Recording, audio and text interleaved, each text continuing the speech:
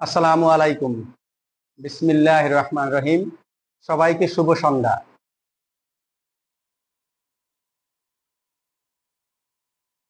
আজকে আমরা আলোচনা করব দাখিলপত্র পেশ, সেকশন 64, বিধি 47।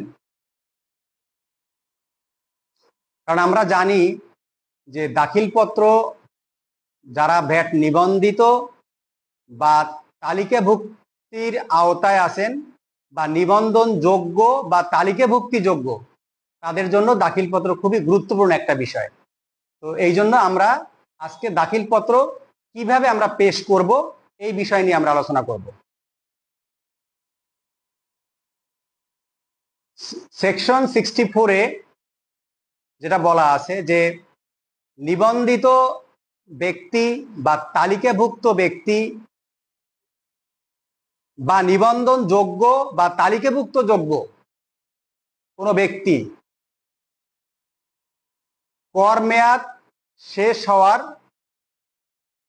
পরবর্তী 15 দিনের মধ্যে দাখিলপত্র পেশ করতে হবে।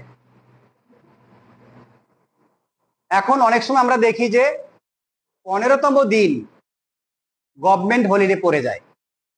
সেক্ষেত্রে যদি 15তম দিন সরকারি ছুটি থাকে, তাহলে পরবর্তী কার্যদিবসে দাখিলপত্র পেশ করতে হবে।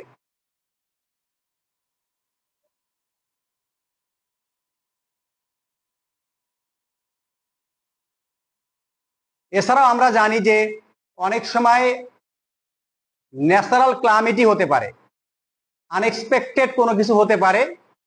যদি এরকম কোন ন্যাচারাল ক্লামিটি হয়, সেক্ষেত্রে বোর্ড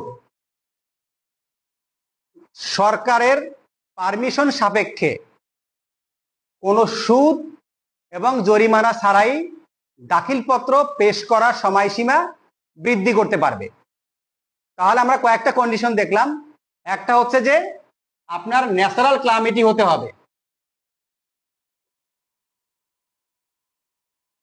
সেই ক্ষেত্রে পারমিশন নিবে বোর্ড।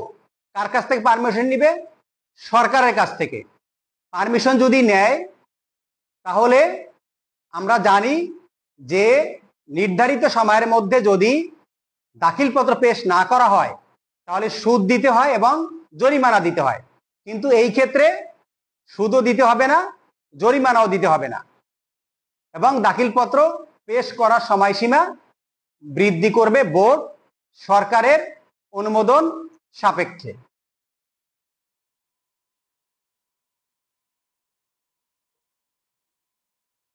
এখন প্রশ্ন আসতে পারে যে আমরা মূসক দাখিলপত্রে মূসকের বাইরেও অন্য কিছু ইনক্লুড করব কিনা। এই জন্য আপনাদের জ্ঞাতার্থে বলে রাখি যে দাখিলপত্রে আমরা মূসকের বাইরে সম্পূরক শুল্ক যদি থাকে, সম্পূরক শুল্ক ইনক্লুড করে বা অন্তর্ভুক্ত করে আমরা দাখিলপত্র পেশ করব।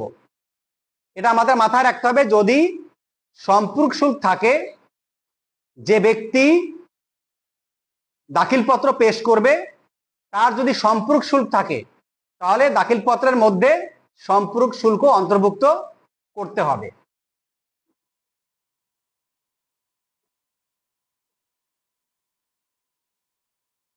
এখন আমরা দেখি যে বিধি 47-এ দাখিলপত্র পেশের বিষয়ে বলা আছে যে বিধি 47 অনুসারে নিবন্ধিত ব্যক্তি মূসক 9.1-এ এবং তালিকাভুক্ত ব্যক্তি মূসক 9.2-এ দাখিলপত্র পেশ করবেন। তাহলে আমরা জানি যে যে নিবন্ধিত ব্যক্তি ভ্যাটের আওতায় আর যে তালিকাভুক্ত ব্যক্তি টার্নওভার ট্যাক্সের আওতায়, এই দুই ব্যক্তি দাখিলপত্র পেশ করবে। তো নিবন্ধিত ব্যক্তি দাখিলপত্র পেশ করবে 9.1-এ, আর তালিকাভুক্ত ব্যক্তি দাখিলপত্র পেশ করবে 9.2-তে।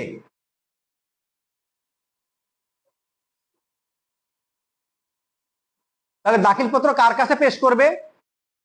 দাখিলপত্র পেশ করতে হবে কমিশনার মহোদয়ের কাছে।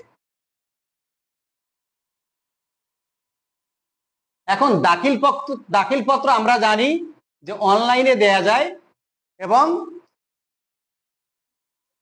অনলাইন ছাড়া আমরা ম্যানুয়ালিও দিতে পারি। যদি আমরা অনলাইন ব্যতীত দাখিলপত্র পেশ করি তাহলে সেই দাখিলপত্রে কার কার স্বাক্ষর লাগবে এই বিষয়ে এখন আমরা আলোচনা করব। যদি নিবন্ধিত বা তালিকাভুক্ত ব্যক্তি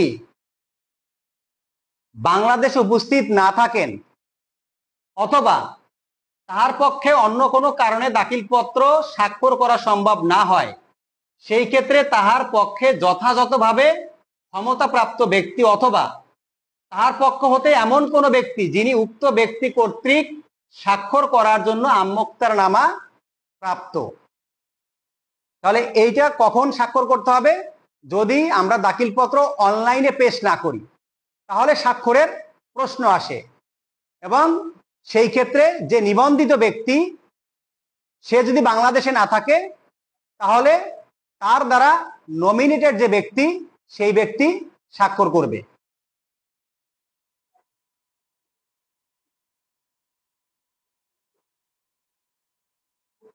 এর বাইরেও আছে নিবন্ধিত বা তালিকাভুক্ত ব্যক্তি কর্তৃক যথাযথভাবে ক্ষমতাপ্রাপ্ত মূসক পরামর্শক, যাকে আমরা বলি ভ্যাট এজেন্ট, অথবা অনাবাসিক ব্যক্তির ক্ষেত্রে তাহার এজেন্ট। এখানে একটা বিষয় আমাদের একটু খেয়াল রাখতে হবে যে যদি অনাবাসিক ব্যক্তি হয় সেক্ষেত্রে তার কার্যকলাপ পরিচালনা করে হচ্ছে মূসক এজেন্ট।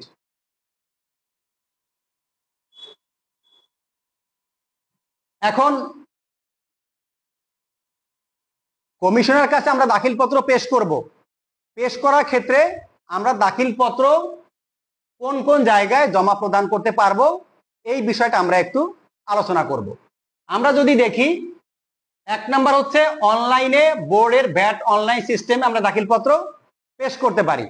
2 নাম্বার হচ্ছে নিবন্ধিত বা তালিকাভুক্ত ব্যক্তির সংশ্লিষ্ট কাস্টমস, এক্সাইজ ও ভ্যাট কমিশনারেট বা বিভাগীয় দপ্তর বা স্থানীয় মূল্য সংযোজন কর কার্যালয়ে আমরা দাখিলপত্র পেশ করতে পারি।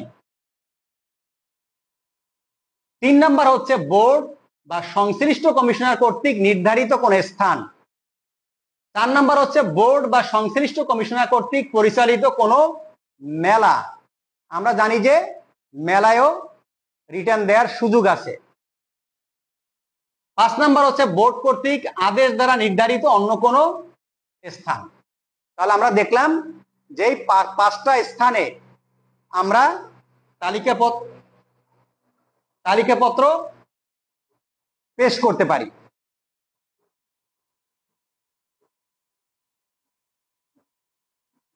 এখন প্রশ্ন হচ্ছে যে আমরা তালিকাপত্র সময় মতো পেশ করতে পারলাম না।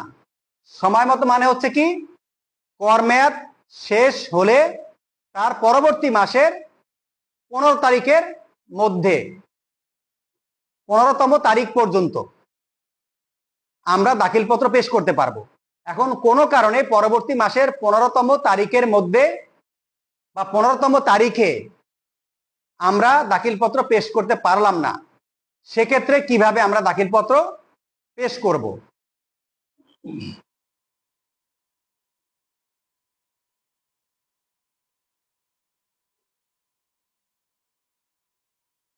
কমিশনার মহোদয় কিছু শর্ত সাপেক্ষে দাখিলপত্র পেশ করার সময়সীমা বৃদ্ধি করতে পারে এবং এই সময়সীমা হবে কর পরিশোধের যে তারিখ সেই তারিখ থেকে সে আরো 1 মাস সময় বাড়াতে পারবে।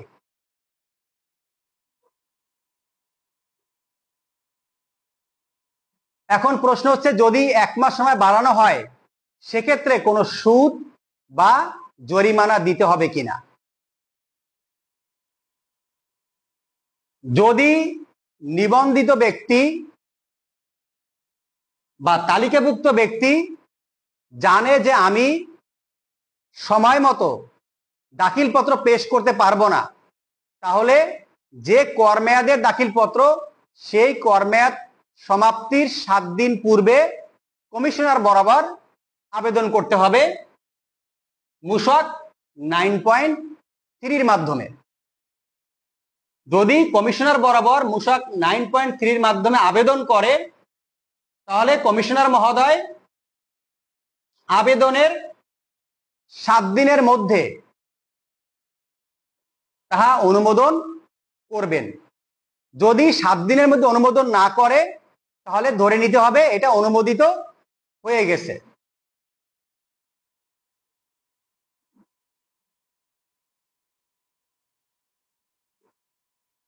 এখন যদি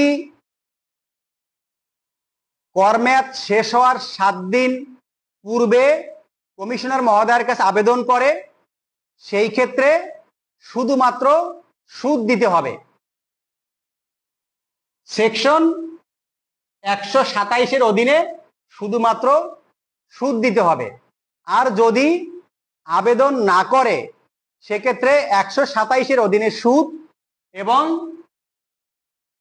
সেকশন 85 উপধারা 1 দফা 6 অধীনে জরিমানাও দিতে হবে।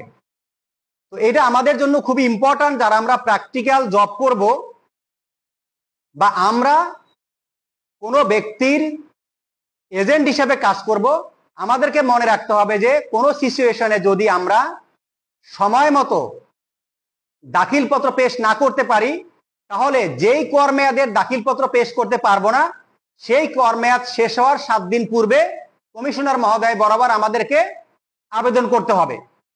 যদি আমরা আবেদন করি, তাহলে শুধুমাত্র 127 সেকশনের আওতায় যে সুদ দিতে হবে, সেই সুদ পেমেন্ট করলেই হবে।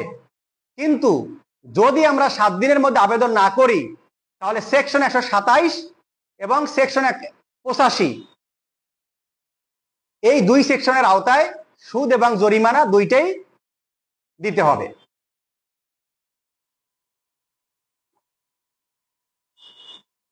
তো আজকে আমরা খুব গুরুত্বপূর্ণ একটা বিষয় নিয়ে আলোচনা করলাম।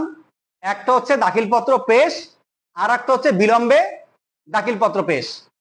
এই দুইটা বিষয় আমাদেরকে সবসময় খেয়াল রাখতে হবে, কারণ প্রত্যেক নিবন্ধিত এবং তালিকাভুক্ত ব্যক্তির জন্য প্রত্যেক কর মেয়াদ শেষে দাখিলপত্র পেশ করতে হয়। তো আমরা যদি এই দুইটা বিষয় ভালোভাবে জানি, তাহলে আমরা সময় মতো দাখিলপত্র পেশ করতে পারবো, এবং যদি কোনো কারণে পেশ না করতে পারি, তাহলে শুধু সুদ দিয়ে আমরা দাখিলপত্র পেশ করতে পারবো।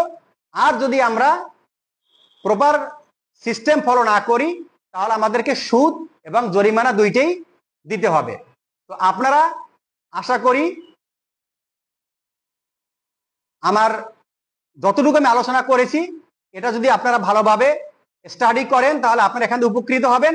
এবং আমি রিকোয়েস্ট করব আপনাদেরকে বাসায়ও একই জিনিস একটু স্টাডি করার জন্য, যাতে আপনি আপনার নিবন্ধিত ব্যক্তি বা তালিকাভুক্ত ব্যক্তি বা নিবন্ধনযোগ্য বা তালিকাভুক্ত যোগ্য ব্যক্তিকে সঠিক সময়ে সঠিক সার্ভিস প্রদান করতে পারেন। পরবর্তী ক্লাসে আমরা এর পরবর্তী স্টেপগুলো নিয়ে আলোচনা করব। সবাইকে অসংখ্য ধন্যবাদ।